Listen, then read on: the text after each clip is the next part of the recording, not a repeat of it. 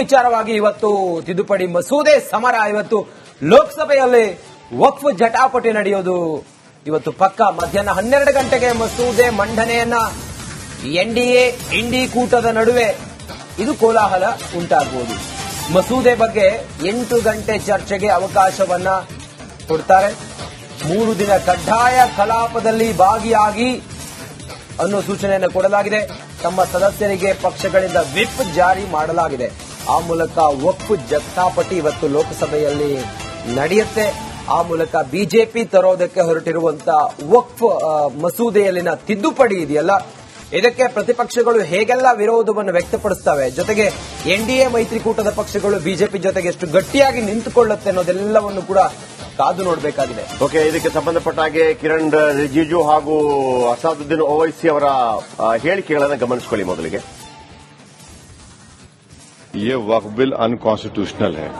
ये वक्फ bill article 14, article 25, 26, 29 का grave violation है. ये वक्फ बिल नहीं है बल्कि ये वक्फ बर्बाद बिल है. ये 12 बजे से कल क्वेश्चन आवर के तुरंत बाद 2 अप्रैल को वक्फ अमेंडमेंट बिल को मैं टेबल करना चाहता हूं फॉर कंसिडरेशन एंड पासिंग, पारित होने के लिए. उसके बाद हमने 8 घंटे के लिए मान लिया गया है कि चर्चा 8 घंटे का होगा और बढ़ाना चाहते हैं तो हाउस में ತಿದ್ದುಪಡಿ ಮಸೂದೆ ಮಂಡನೆಗೆ ಕೇಂದ್ರ ಸರ್ಕಾರ ತಯಾರಿಯನ್ನ ನಡೆಸಿಕೊಳ್ತಾ ಇದೆ. ಹಾಗಿದ್ರೆ ಈ ಒಂದು ಮಸೂದೆ ಬಗ್ಗೆ ಮಾತಾಡೋದಕ್ಕೆ ನಮ್ಮ ಜೊತೆ ಮುಸ್ಲಿಂ ಮುಖಂಡರಾದಂತಹ ಅಬ್ದುಲ್ ರಜಾಕ್ ಅವರಿದ್ದಾರೆ. ಮಾತಾಡಿಸಿಕೊಂಡು ಹೋಗೋಣ. ಸರ್, ಈಗ ಎಲ್ಲಾ ತಯಾರಿಗಳು ಆಗ್ತಾ ಇದೆ. ವಕ್ಫಿಗೆ ತಿದ್ದುಪಡಿಯನ್ನು ತರಬೇಕು ಅಂತ ಕೇಂದ್ರ ಸರ್ಕಾರ ಹೊರಟಿದೆ. ಹಿಂದಿನಿಂದನೂ ಕೂಡ ವಿರೋಧವನ್ನ ಮಾಡ್ಕೊಂಡು ಬರ್ತಾ ಇದ್ದೀರಾ, ಏನ್ ಹೇಳ್ತೀರಾ ಸರ್? ನಮ್ಮ ಕೈಯಲ್ಲಾದಷ್ಟು ನಾವು ಪ್ರತಿಭಟಿಸಿದ್ವಿ. ಇವಾಗ ಹಬ್ಬದ ದಿನ ಕೂಡ ನಾವು ಒಂದು ಕಪ್ಪು ಪಟ್ಟಿಯನ್ನು ನಮ್ಮ ಭುಜದ ಮೇಲೆ ಧರಿಸಿ ಇದಕ್ಕೆ ನಾವು ವಿರೋಧಿಸ್ತೀವಿ ಅಂತ ನಾವು ಹೇಳ್ಕೊಂಡ್ವಿ. ಬಿಲ್ ಪಾಸ್ ಆಗಕ್ಕೆ ಅವ್ರಿಗೆ ನಂಬರ್ಸ್ ಬೇಕಾಗಿರೋದು 272, ಅವ್ರ ಹತ್ರ 298 ಇದೆ. ರಾಜ್ಯಸಭಾದಲ್ಲಿ ಅವರಿಗೆ 233 ಇದೆ, 107 ಬೇಕಾಗಿದೆ. ಸೊ 100% ಬಿಲ್ ಪಾಸ್ ಆದಂಗೆ ಕಾಣಿಸ್ತಾ ಇದೆ. ಮತ್ತೆ ಇವಾಗ ಚಂದ್ರಬಾಬು ನಾಯ್ಡು ಅವರು ಫಂಡ್ ಸಿಗಲ್ಲ ಅವರಿಗೆ ಅಕಸ್ಮಾತ್ ಅವ್ರ ಬಿಲ್ ವಿರೋಧಿಸಿದ್ರೆ. ಅದೇ ಸಂದರ್ಭದಲ್ಲಿ ಇವಾಗ ಎಲೆಕ್ಷನ್ ಹತ್ರ ಇದೆ, ನಿತೀಶು ಇದು ಮಾಡಂಗಿಲ್ಲ, ಜಯಂತ್ ಚೌಧರಿ, ಚಿರಾಗ್ ಪಾಸ್ವಾನ್ ಎಲ್ಲರೂ ಸಪೋರ್ಟ್ ಮಾಡ್ತಾರೆ ಅನ್ಸ್ತಾ ಇದೆ. ಅದೇನಾಗುತ್ತೋ ನಾಳೆ ಕುತೂಹಲ ನೋಡೇ ಬಿಡೋಣ. ಆದ್ರೆ ನಾವು ಪ್ರಿಪೇರ್ಡ್ ಆಗಿದ್ವಿ. ಬಿಲ್ ಪಾಸ್ ಆಗ್ಬಿಟ್ರೆ ಇದೊಂದು ರಾಜ್ಯಸಭಾದಲ್ಲೂ ಪಾಸ್ ಆದ್ರೆ ಇದೊಂದು ಆಕ್ಟ್ ಆಗ್ಬಿಡುತ್ತೆ. ಇದಾದ್ರೆ ನಾವು ಏನ್ ಮಾಡಬೇಕು ಅನ್ನೋದನ್ನ ನಾವು ಕಾನೂನಿ ಕ್ರಮ ತಗೊಂಡು ಅದಕ್ಕೇನು ಸುಪ್ರೀಂ ಕೋರ್ಟ್ ಬಾಗಿಲು ತಡಬೇಕು. ಅದು ಪೆಟಿಷನ್ಸ್ ಎಲ್ಲ ರೆಡಿ ಇದೆ. ಇವರು ಬಿಲ್ ಪಾಸ್ ಮಾಡಿದ ತಕ್ಷಣ ನೆಕ್ಸ್ಟ್ ಡೇನೇ ಹೋಗ್ಬಿಟ್ಟು ಅಟ್ಲೀಸ್ಟ್ ಒಂದು 50-60 ಪೆಟಿಷನ್ಸ್ ಒಂದೇ ದಿನದಲ್ಲಿ ಹಾಕ್ತೀವಿ. ಅದು ಹಾಗೆ ಆಗುತ್ತೆ. ಅದು ಒಂದ್ ಕಡೆ. ಇವಾಗ ಕೇವಲ ಒಂದು ಬಾಬ್ರಿ ಮಸೀದಿಗೆ ನೀವು ನೋಡಿದಂಗೆ 2,000 ಮುಸಲ್ಮಾನರು ಪ್ರಾಣ ತ್ಯಾಗ ಮಾಡಬೇಕಾಗಿತ್ತು, ಕೇವಲ ಒಂದು ಮಸೀದಿಗೆ. ಇವಾಗ ಎಲ್ಲ ಸಂದಿ ಬೀದಿಯ ಪ್ರತಿ ಒಂದು ಮಸೀದಿಗೆ ಇವರು ಪ್ರಶ್ನೆ ಮಾಡಕ್ ಬಂದ್ರೆ ನಾಳೆ ದಿನ ಇದಕ್ಕೆ ಏನಾಗುತ್ತೆ ಅನ್ನೋದನ್ನ ಅವರು ತಿಳಿದಿದ್ದು ಬೇಕು ಅಂತ ಇದು ಮೋದಿ ನಡೆಸ್ತಿರುವ ಷಡ್ಯಂತ್ರ, ಇದೊಂದು ಕುತಂತ್ರ ಅಂತ ಹೇಳಕ್ ಇಷ್ಟಪಡ್ತೀನಿ. ಹೇಳಕ್ಕೆ ಮೇಲ್ನೋಟಕ್ಕೆ ಸಬ್ಕಾ ಸಾಥ್ ಸಬ್ಕಾ ವಿಕಾಸ್ ಅಂತ ಹೇಳ್ಬಿಟ್ಟು ಸಬ್ಕಾ ಬಕ್ವಾಸ್ ಮಾಡ್ತಿದ್ದಾರೆ. ಈ ಬಕ್ವಾಸ್ಗೆ ನಾವು ಬೆಂಬಲ ನೀಡಕ್ ಸಾಧ್ಯವೇ ಇಲ್ಲ. ಯಾಕೆ ಅಂತ ಹೇಳಿದ್ರೆ ಅವರು ಕೊಟ್ಟ ಅಮೆಂಡ್ಮೆಂಟ್ಸ್ ಅನ್ನ ಅವರು ಅಕ್ಸೆಪ್ಟ್ ಮಾಡ್ಕೊಳ್ತಾರೆ. ಇವಾಗ ನಾವು ಕೊಟ್ಟ ಅಮೆಂಡ್ಮೆಂಟ್ಸ್ ಅನ್ನ ಅಕ್ಸೆಪ್ಟ್ ಮಾಡಲ್ಲ ಅಂದ್ರೆ ಏನರ್ಥ ಇದು? ಜೆಪಿಸಿ ಅಂತ ಹೇಳಿದ್ರೆ ಜಾಯಿಂಟ್ ಪಾರ್ಲಿಮೆಂಟರಿ ಕಮಿಟಿ ಅಂತ ಹೇಳ್ಬಿಟ್ಟು ಏನು ನಿಮ್ಮ ಮಾತು ಕೇಳಬೇಕು, ನಮ್ಮ ಮಾತು ಕೇಳ್ಬಿಟ್ಟು ಒಂದು ಒಪ್ಪಂದದಲ್ಲಿ ಒಂದು ಮಾತನ್ನು ನಮಗೆ ಮಾತಾಡಕ್ಕೆ ಅವಕಾಶ ಕೊಡಲಿಲ್ಲ ನಮ್ಮ ಎಂಪಿಗಳಿಗೆ. ನಮಗೆ ಅದರಲ್ಲಿ ಏನೋ ಒಂದು ನಮ್ಮ ಇದಿದೆ ಅಂತ ಸ್ಟೇಕ್ ಇದೆ ಅಂತ ನಮಗೇನು ಅದಕ್ಕೆ ಲೆವೆಲ್ಲೇ ಇರಲಿಲ್ಲ. ಬರೀ ಅವ್ರ ಕಡೆ ಅವ್ರ ಮಾತನ್ನ ಕೇಳಿಸ್ಕೊಂಡು ಎಲ್ಲ ಮಾಡ್ತಾ ವಕ್ಫ್ ಬೋರ್ಡ್ ಅವಾಂತರಕ್ಕೆ ಬ್ರೇಕ್ ಹಾಕೋದಕ್ಕೆ ಮೋದಿ ಸರ್ಕಾರ ಮುಂದಾಗಿದೆ. ಇವತ್ತು ವಕ್ಫ್ ತಿದ್ದುಪಡಿ ಬಿಲ್ ಮಂಡನೆ ಆಗಲಿದೆ. ದೇಶದಲ್ಲಿ ದೊಡ್ಡ ಸಂಚಲನ ಸೃಷ್ಟಿಯಾಗೋದು ಪಕ್ಕಾ. ಇವತ್ತು ರಾಜ್ಯದಲ್ಲಿ ವಕ್ಫ್ ಕರಾಳ ಚರಿತ್ರೆ ಕುರಿತ ಒಂದು ಸ್ಟೋರಿ ಇದೆ, ನೋಡೋಣ ಬನ್ನಿ. ವಿಚಾರವಾಗಿ ಇವತ್ತು ತಿದ್ದುಪಡಿ ಮಸೂದೆ ಸಮರ ಇವತ್ತು ಲೋಕಸಭೆಯಲ್ಲಿ ವಕ್ಫ್ ಜಟಾಪಟಿ ನಡೆಯೋದು ಇವತ್ತು ಪಕ್ಕ ಮಧ್ಯಾಹ್ನ 12 ಗಂಟೆಗೆ ಮಸೂದೆ ಮಂಡನೆಯನ್ನ ಎನ್ಡಿಎ ಇಂಡಿ ಕೂಟದ ನಡುವೆ ಇದು ಕೋಲಾಹಲ ಉಂಟಾಗಬಹುದು. ಮಸೂದೆ ಬಗ್ಗೆ 8 ಗಂಟೆ ಚರ್ಚೆಗೆ ಅವಕಾಶವನ್ನ ಕೊಡ್ತಾರೆ. 3 ದಿನ ಕಡ್ಡಾಯ ಕಲಾಪದಲ್ಲಿ ಭಾಗಿಯಾಗಿ ಅನ್ನೋ ಸೂಚನೆಯನ್ನು ಕೊಡಲಾಗಿದೆ. ತಮ್ಮ ಸದಸ್ಯರಿಗೆ ಪಕ್ಷಗಳಿಂದ ವಿಪ್ ಜಾರಿ ಮಾಡಲಾಗಿದೆ. ಆ ಮೂಲಕ ವಕ್ಫ್ ಜಟಾಪಟಿ ಇವತ್ತು ಲೋಕಸಭೆಯಲ್ಲಿ ನಡೆಯುತ್ತೆ. ಆ ಮೂಲಕ ಬಿಜೆಪಿ ತರೋದಕ್ಕೆ ಹೊರಟಿರುವಂತಹ ವಕ್ಫ್ ಮಸೂದೆಯಲ್ಲಿನ ತಿದ್ದುಪಡಿ ಇದೆಯಲ್ಲ, ಇದಕ್ಕೆ ಪ್ರತಿಪಕ್ಷಗಳು ಹೇಗೆಲ್ಲ ವಿರೋಧವನ್ನು ವ್ಯಕ್ತಪಡಿಸುತ್ತವೆ, ಜೊತೆಗೆ ಎನ್ಡಿಎ ಮೈತ್ರಿಕೂಟದ ಪಕ್ಷಗಳು ಬಿಜೆಪಿ ಜೊತೆಗೆ ಎಷ್ಟು ಗಟ್ಟಿಯಾಗಿ ನಿಂತುಕೊಳ್ಳುತ್ತೆ ಅನ್ನೋದೆಲ್ಲವನ್ನು ಕೂಡ ಕಾದು ನೋಡಬೇಕಾಗಿದೆ. ಓಕೆ, ಇದಕ್ಕೆ ಸಂಬಂಧಪಟ್ಟ ಹಾಗೆ ಕಿರಣ್ ರಿಜಿಜು ಹಾಗೂ ಅಸಾದುದ್ದೀನ್ ಓವೈಸಿ ಅವರ ಹೇಳಿಕೆಗಳನ್ನು ಗಮನಿಸಿಕೊಳ್ಳಿ. ಮೊದಲಿಗೆ ये वक्फ बिल अनकॉन्स्टिट्यूशनल है. ये वक्फ बिल आर्टिकल 14, आर्टिकल 25, 26, 29 का ग्रेव वायलेशन है. ये वक्फ बिल नहीं है बल्कि ये वक्फ बर्बाद बिल है. ये 12 बजे से कल क्वेश्चन आवर के तुरंत बाद 2 अप्रैल को वक्फ अमेंडमेंट बिल को मैं टेबल करना चाहता हूं फॉर कंसिडरेशन एंड पासिंग, पारित होने के लिए. उसके बाद हमने 8 घंटे के लिए मान लिया गया है कि चर्चा 8 घंटे का होगा और बढ़ाना चाहते हैं तो हाउस में ತಿದ್ದುಪಡಿ ಮಸೂದೆ ಮಂಡನೆಗೆ ಕೇಂದ್ರ ಸರ್ಕಾರ ತಯಾರಿಯನ್ನ ನಡೆಸಿಕೊಳ್ತಾ ಇದೆ. ಹಾಗಿದ್ರೆ ಈ ಒಂದು ಮಸೂದೆ ಬಗ್ಗೆ ಮಾತಾಡೋದಕ್ಕೆ ನಮ್ಮ ಜೊತೆ ಮುಸ್ಲಿಂ ಮುಖಂಡರಾದಂತಹ ಅಬ್ದುಲ್ ರಜಾಕ್ ಅವರಿದ್ದಾರೆ. ಮಾತಾಡಿಸ್ಕೊಂಡು ಹೋಗೋಣ. ಸರ್, ಈಗ ಎಲ್ಲಾ ತಯಾರಿಗಳು ಆಗ್ತಾ ಇದೆ. ವಕ್ಫಿಗೆ ತಿದ್ದುಪಡಿಯನ್ನು ತರಬೇಕು ಅಂತ ಕೇಂದ್ರ ಸರ್ಕಾರ ಹೊರಟಿದೆ. ಹಿಂದಿನಿಂದನೂ ಕೂಡ ವಿರೋಧವನ್ನ ಮಾಡ್ಕೊಂಡು ಬರ್ತಾ ಇದ್ದೀರಾ, ಏನ್ ಹೇಳ್ತೀರಾ ಸರ್? ನಮ್ಮ ಕೈಯಲ್ಲಾದಷ್ಟು ನಾವು ಪ್ರತಿಭಟಿಸಿದ್ವಿ. ಇವಾಗ ಹಬ್ಬದ ದಿನ ಕೂಡ ನಾವು ಒಂದು ಕಪ್ಪು ಪಟ್ಟಿಯನ್ನು ನಮ್ಮ ಭುಜದ ಮೇಲೆ ಧರಿಸಿ ಇದಕ್ಕೆ ನಾವು ವಿರೋಧಿಸ್ತೀವಿ ಅಂತ ನಾವು ಹೇಳ್ಕೊಂಡ್ವಿ. ಬಿಲ್ ಪಾಸ್ ಆಗಕ್ಕೆ ಅವ್ರಿಗೆ ನಂಬರ್ಸ್ ಬೇಕಾಗಿರೋದು 272, ಅವ್ರ ಹತ್ರ 298 ಇದೆ. ರಾಜ್ಯಸಭಾದಲ್ಲಿ ಅವರಿಗೆ 233 ಇದೆ, 107 ಬೇಕಾಗಿದೆ. ಸೊ 100% ಬಿಲ್ ಪಾಸ್ ಆದಂಗೆ ಕಾಣಿಸ್ತಾ ಇದೆ. ಮತ್ತೆ ಇವಾಗ ಚಂದ್ರಬಾಬು ನಾಯ್ಡು ಅವರು ಫಂಡ್ ಸಿಗಲ್ಲ ಅವರಿಗೆ ಅಕಸ್ಮಾತ್ ಅವ್ರ ಬಿಲ್ ವಿರೋಧಿಸಿದ್ರೆ. ಅದೇ ಸಂದರ್ಭದಲ್ಲಿ ಇವಾಗ ಎಲೆಕ್ಷನ್ ಹತ್ರ ಇದೆ, ನಿತೀಶು ಇದು ಮಾಡಂಗಿಲ್ಲ. ಜಯಂತ್ ಚೌಧರಿ, ಚಿರಾಗ್ ಪಾಸ್ವಾನ್ ಎಲ್ಲರೂ ಸಪೋರ್ಟ್ ಮಾಡ್ತಾರೆ ಅನ್ಸ್ತಾ ಇದೆ. ಅದೇನಾಗುತ್ತೋ ನಾಳೆ ಕುತೂಹಲ ನೋಡೇ ಬಿಡೋಣ. ಆದ್ರೆ ನಾವು ಪ್ರಿಪೇರ್ಡ್ ಆಗಿದ್ವಿ. ಬಿಲ್ ಪಾಸ್ ಆಗ್ಬಿಟ್ರೆ ಇದೊಂದು ರಾಜ್ಯಸಭಾದಲ್ಲೂ ಪಾಸ್ ಆದ್ರೆ ಇದೊಂದು ಆಕ್ಟ್ ಆಗ್ಬಿಡುತ್ತೆ. ಇದಾದ್ರೆ ನಾವು ಏನ್ ಮಾಡಬೇಕು ಅನ್ನೋದನ್ನ ನಾವು ಕಾನೂನಿ ಕ್ರಮ ತಗೊಂಡು ಅದಕ್ಕೇನು ಸುಪ್ರೀಂ ಕೋರ್ಟ್ ಬಾಗಿಲು ತಡಬೇಕು. ಅದು ಪೆಟಿಷನ್ಸ್ ಎಲ್ಲ ರೆಡಿ ಇದೆ.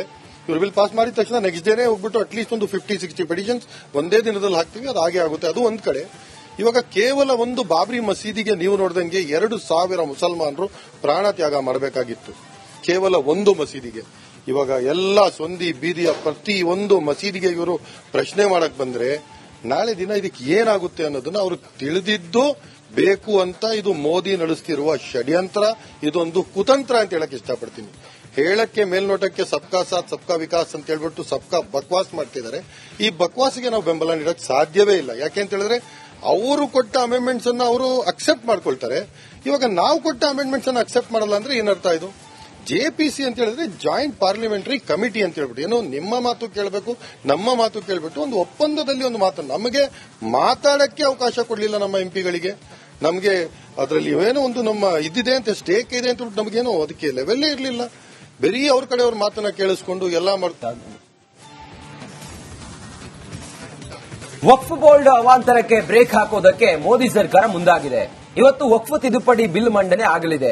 ದೇಶದಲ್ಲಿ ದೊಡ್ಡ ಸಂಚಲನ ಸೃಷ್ಟಿಯಾಗೋದು ಪಕ್ಕಾ. ಇವತ್ತು ರಾಜ್ಯದಲ್ಲಿ ವಕ್ಫ್ ಕರಾಳ ಚರಿತ್ರೆ ಕುರಿತ ಒಂದು ಸ್ಟೋರಿ ಇದೆ, ನೋಡೋಣ ಬನ್ನಿ.